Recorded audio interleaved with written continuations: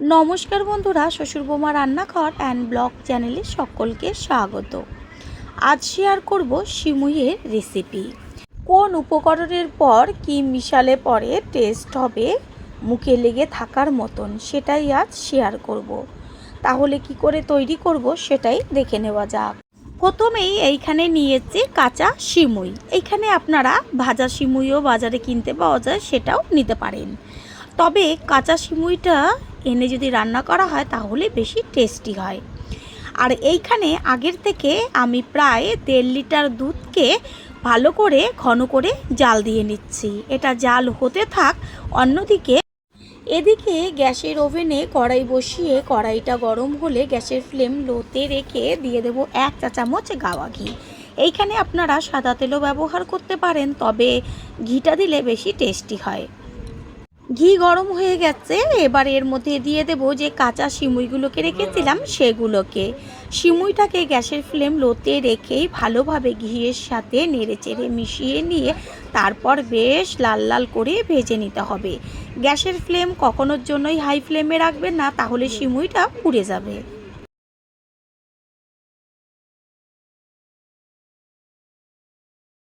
দেখাই যাচ্ছে সিমুইগুলো বেশ লাল লাল হয়ে গেছে। ঠিক এইভাবে লাল লাল করে সিমুইগুলোকে ভেজে নিতে হবে। সিমুইগুলো ভাজা হয়ে গেছে, এবারে এগুলোকে একটা প্লেটে তুলে নিচ্ছি। আর এই দিকে আগের থেকে যে দুধটা জাল দিয়ে রেখেছিলাম সেই দুধগুলো দেখা যাচ্ছে যে কত সুন্দর ওপরে ঘন সর পড়ে গেছে। 1.5 লিটার দুধকে প্রায় জাল দিয়ে 750 করে নেওয়া হলো। সিমুইটা নাবিয়ে নিয়ে ওই কড়াইয়ের মধ্যেই দিয়ে দিচ্ছি আরও 1 চামচ গাওয়া ঘি। ঘিয়ের মধ্যে এবার আমি কিছু ড্রাই ফ্রুটস দিয়ে দেব। এগুলোকে গ্যাসের ফ্লেম লো করে ভেজে নিতে হবে, যেমন কিশমিশ, কাজু আর আমন্ড একদম ছোট ছোট টুকরো করে দিয়েছি। প্রথমবার যারা আমাদের চ্যানেল ভিজিট করছেন তাদের আন্তরিক শুভেচ্ছা ও অনেক ভালোবাসা।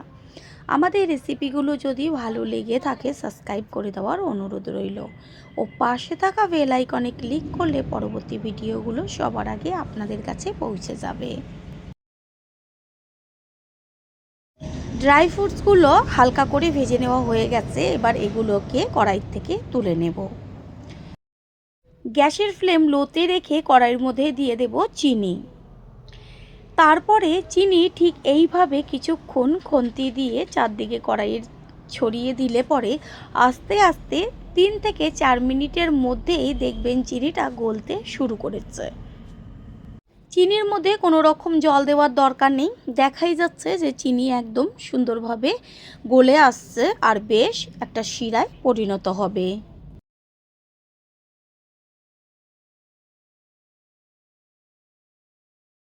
পুরনো বন্ধুদের সবসময় আমাদের পাশে এইভাবে ভালোবেসে থাকার জন্য অনেক অনেক ভালোবাসা।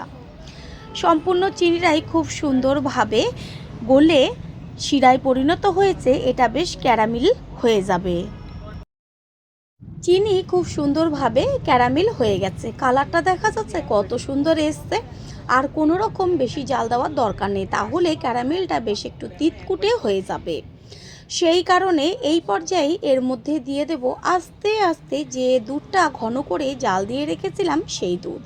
দেখা যাচ্ছে কত সুন্দর একদম মোটা একটা সর পড়েছে, নিচে কত জমে গেছে দুধ। যত ঘন দুধ জাল দেওয়া হবে ততই কিন্তু সিমুইটা বেশি টেস্টি হবে। এবার খুন্তি দিয়ে বেশ আস্তে আস্তে নাড়া দিলে পরেই ক্যারামেলটা একদম দুধের সাথে মিশে যাবে। ওই যে বাটির মধ্যে লাগানো ছিল সরটা, সেটাকে চামচ দিয়ে কাচিয়ে সবটুকু দিয়ে দেওয়া হলো। ক্যারামেলটা দুধের সাথে মিশে গেছে আর বেশ কালারটাও খুব সুন্দরভাবে চেঞ্জ হয়ে গেছে, দুধের লাল লাল হয়ে গেছে। দুধের কালারটা এত টেস্টি হয় খেতে।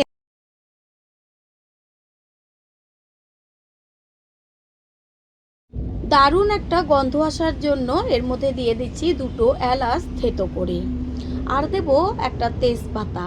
এতে কি হবে, সিমুইয়ের এত সুন্দর একটা গন্ধ আসবে। এইভাবে দুধ আরও 4 থেকে 5 মিনিট মতো জাল হতে থাকবে।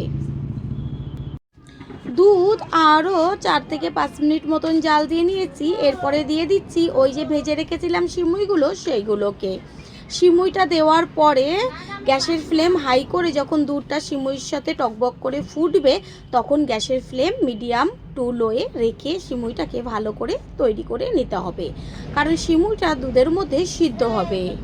দুধের মধ্যে যখন সিমুইটা প্রথমে দেওয়া হবে তখন সিমুইটা নিচে চলে যাবে। যখন দেখবেন সিমুইটা সিদ্ধ হতে শুরু করবে বা হয়ে যাবে তখন সিমুইটা দুধের উপরে ভেসে উঠবে। দেখাই যাচ্ছে যে সিমুইটা বেশ অর্ধেকের মতন সিদ্ধ হয়ে গেছে, এবার বেশ দুধের উপরে ভেসে ভেসে উঠছে। সিমুই অর্ধেকের বেশি সিদ্ধ হয়ে গেছে। ঠিক এই পর্যায়ে দিয়ে দেব ওই যে ভেজে রেখেছিলাম ড্রাই ফ্রুটসগুলো, সেগুলোকে। এবার গ্যাসের ফ্লেম একটু হাই করে দেব।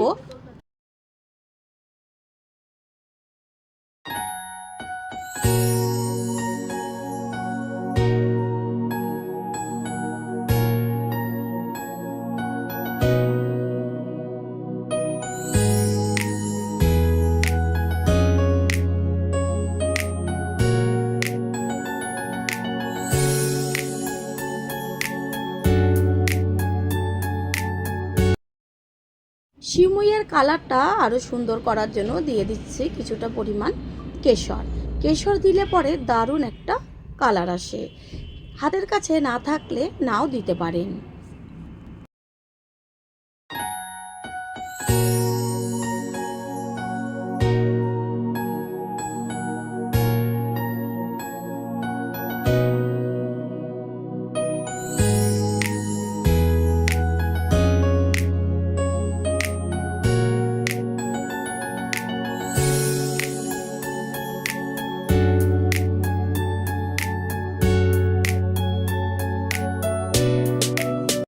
সিমুই একদম তৈরি হয়ে গেছে। এবার গ্যাস অফ করে দেব। এরকম বেশ পাতলা অবস্থাতেই নামাতে হবে, কারণ সিমুইটা যখন ঠান্ডা হবে তখন কিন্তু সমস্ত দুধই টেনে যাবে।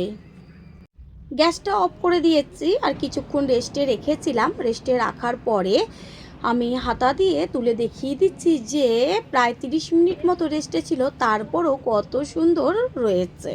সেই কারণে বেশ দুধটা একটু পাতলা থাকা অবস্থাতেই নাবাতে হবে। এবার একটা পাত্রে তুলে নিচ্ছি। তৈরি হয়ে গেল আজকে সিমুই রেসিপি। আশা করি রেসিপিটি ভালো লাগলো, আর যদি ভালো লেগে থাকে একটা লাইক, কমেন্ট, পারলে একটা শেয়ার করে অবশ্যই জানাবেন। আপনাদের দেওয়া একটা লাইক ও একটা শেয়ার আমাদের কাছে অনেক অনেক গুরুত্বপূর্ণ। All friend, thanks for watching my video. আপনারা সকলে ভালো থাকবেন, সুস্থ থাকবেন। আবারও দেখা হবে অন্য কোনো রেসিপির এপিসোডে। আজ শেয়ার করব নিম পাতার রেসিপি।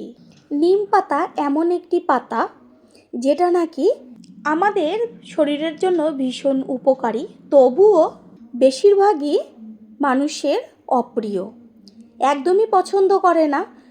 আজ আমি এই নিম পাতায় এমনভাবে রান্না করব যেটা নাকি ছোট থেকে বড় সকলেই চেটেপুটে খেয়ে নেবে, এটা আমি গ্যারান্টি দিয়ে বলতে পারি। একটুও তেতো লাগবে না। নমস্কার বন্ধুরা, শ্বশুর বৌমা রান্নাঘর অ্যান্ড ব্লগ চ্যানেলে সকলকে স্বাগত। তাহলে রেসিপিটি কী করে তৈরি করব সেটাই দেখে নেওয়া যাক। প্রথমেই এইখানে আমি নিয়েছি একদম কচি কচি নিম পাতা। এবার নিম পাতাগুলোকে ছাড়িয়ে নেব। নিম পাতা যে ডাঁটিগুলো থাকে তার মধ্যে আস্তে করে পাতাগুলো ধরে টান দিলেই পাতাগুলো ডাঁটির থেকে ছেড়ে চলে আসে। এইভাবে সমস্ত পাতাগুলো ডাঁটির থেকে ছাড়িয়ে নিয়ে ভালো করে জল দিয়ে ধুয়ে তারপরে জলটাকে ঝরিয়ে রেখে দিয়ে ফিরে আসছি। এই যে এখানে ছাড়িয়ে নেওয়া পাতাগুলো জল দিয়ে ভিজানো আছে, আমি এইভাবে 3 থেকে 4 মিনিট জলে ভিজিয়ে তারপরে জলটাকে ছেঁকে তুলে নেব। এদিকে গ্যাসের ওভেনে কড়াই বসিয়ে তাতে দিয়ে দিচ্ছি একটা শুকনো লঙ্কা ছোট ছোট টুকরো করে। গ্যাসের ফ্লেম লোতে রেখে লঙ্কাটাকে হালকা করে ভেজে নেব। আর আগের থেকে আমি সরু সরু করে কেটে রেখেছি আলু আর বেগুন। এখানে নিম পাতার জলটা ঝরিয়ে রেখেছি। শুকনো লঙ্কাটা ভাজা হয়ে গেছে। এইবার এর মধ্যে আমি দিয়ে দেব 2 চা চামচ পোস্ত। নিম পাতার পরিমাণ অনুযায়ী পোস্তটা ব্যবহার করতে হবে। পোস্ত একটু বেশি দিলে কিন্তু খেতে বেশি ভালো লাগবে। পোস্ত আর লঙ্কা, গ্যাসের ফ্লেম তো লোতেই থাকবে, কখনোর জন্যই বাড়াবেন না। এইভাবে হালকা একটু ভেজে নেব। ভেজে নেওয়া হয়ে গেছে, এটাকে নিচে একটা পাত্রে ঢেলে ঠান্ডা করে নেব। আর ওই কড়াইতেই দিয়ে দিচ্ছি সর্ষের তেল। তেলের মধ্যে ফোড়ন দেওয়া হলো হাফ চা চামচ সর্ষে আর হাফ চা চামচ কালো জিরে। সর্ষে আর কালো জিরে একসাথে ভেজে নেব তেলের মধ্যে। যখন সুন্দর একটা গন্ধ বেরোবে তখন এর মধ্যে দিয়ে দিচ্ছে কুচিয়ে নেওয়া পেঁয়াজ। পেঁয়াজটা তেলে ভালো করে নেড়েচেড়ে দিতে হবে। যে কোনো রান্নায় আমরা যদি একটু ভিন্নভাবে যত্ন করে রান্না করি, রান্নার একঘেয়েমিটাও চলে যায় আর পরিবারের সকলে অপ্রিয় জিনিসটাও চেটেপুটে খেয়ে নেয়। পেঁয়াজটাকে তেলের মধ্যে নেড়েচেড়ে নিয়ে তারপরেই সাথে সাথে দিয়ে দেব সরু সরু করে কেটে নেওয়া আলু আর বেগুন। আলুর থেকে বেগুনটা একটু বড় করে কেটে নিয়েছি, কারণ আলু ভাজা হতে হতে এর সাথে বেগুনটাও খুব সুন্দরভাবে ভাজা হয়ে যাবে। দেব কালারের জন্য হলুদ গুঁড়ো আর স্বাদের জন্য পরিমাণ মতো লবণ। হলুদ আর লবণটা দিয়ে সব কিছুর সাথে মিশিয়ে নিয়ে এমনভাবে ভাজতে হবে যেন ভাজাতে আলু বেগুন আর পেঁয়াজ একই সাথে খুব সুন্দরভাবে সিদ্ধ হয়ে যায়। ভাজাটা হতে থাক, অন্যদিকে আমি যে শুকনো লঙ্কা আর পোস্তটা ভেজে নিয়েছিলাম সেটা একটা থেতলির মধ্যে করে এবার হালকা করে থেতো করে নিলেই খুব সুন্দরভাবে থেতো হয়ে যাবে। পোস্তটা খেয়াল রাখবেন যেন একদম মিহি না হয়ে যায়, বেশ একটু হালকা দানা দানা থাকবে, ঠিক সেইভাবে গুঁড়োটা করবেন। পুরনো বন্ধুদের সবসময় আমাদের পাশে এইভাবে ভালোবেসে থাকার জন্য অনেক অনেক ভালোবাসা। একটু বাদে বাদে খুন্তিটা দিয়ে ওপর নিচ করে একটু নেড়েচেড়ে দিতে হবে যেন নিচের দিকটা ধরে না যায়।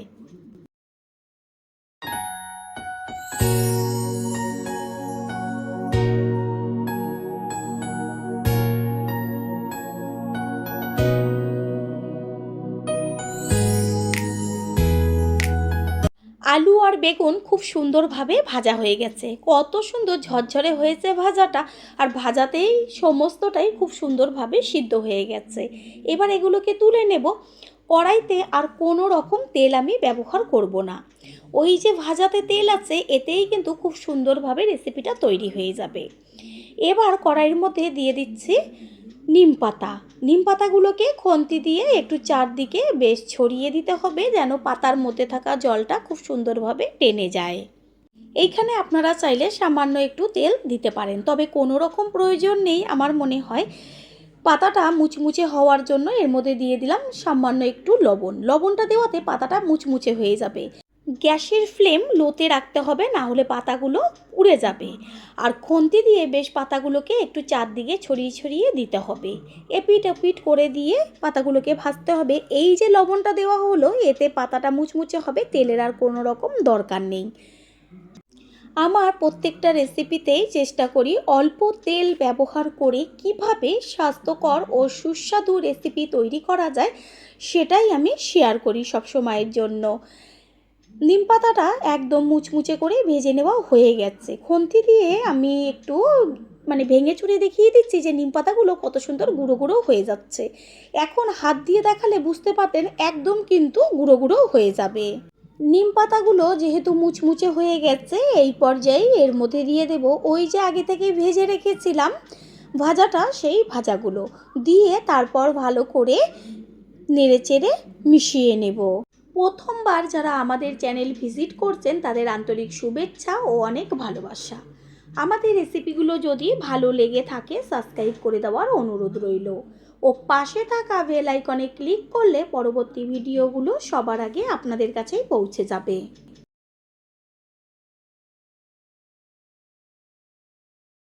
3 থেকে 4 মিনিট মতো নিম পাতার সাথে আলু বেগুনটা ভেজে নেওয়ার পরে এই পর্যায়ে এর মধ্যে দিয়ে দেব ওই যে পোস্ত আর লঙ্কাটা আমি হালকা গুঁড়ো করে নিয়েছিলাম সেটা। দেখা যাচ্ছে যে পোস্তটা একদম কিন্তু গুঁড়ো হয়নি, বেশ একটু দানা দানা রয়েছে। এবার অর্ধেকটা আমি গুঁড়ো এর মধ্যে দিয়ে মিশিয়ে নিয়ে আবারও একটু হতে দেব। নিম পাতা তো অনেক রকমভাবে তৈরি করেছেন, একবারের জন্য ঠিক এই পদ্ধতিতে তৈরি করবেন, তারপর খেয়ে কমেন্ট করে জানিয়ে যাবেন যে কতটা টেস্টি হয়েছিল। পোস্তর যে অর্ধেকটা গুঁড়ো ছিল সেটা এবার সবার লাস্টে দিয়ে দেওয়া হলো। এই অর্ধেকটা গুঁড়ো দিয়ে মিশিয়ে নিয়ে তারপরে গ্যাসটা অফ করে দেব। তৈরি হয়ে গেল আজকের রেসিপি। এবার গরম গরম অবস্থাতেই একটা প্লেটে তুলে নেব। রেসিপিটি যদি ভালো লেগে থাকে একটা লাইক, কমেন্ট, পারলে একটা শেয়ার করে অবশ্যই জানাবেন। আপনাদের দেওয়া একটা লাইক ও লাইকের পাশে থাকা হাইপ আর একটা শেয়ার আমাদের কাছে অনেক অনেক গুরুত্বপূর্ণ। All friend, thanks for watching my video. আপনারা সকলে ভালো থাকবেন, সুস্থ থাকবেন। আবারও দেখা হবে অন্য কোনো রেসিপির এপিসোডে।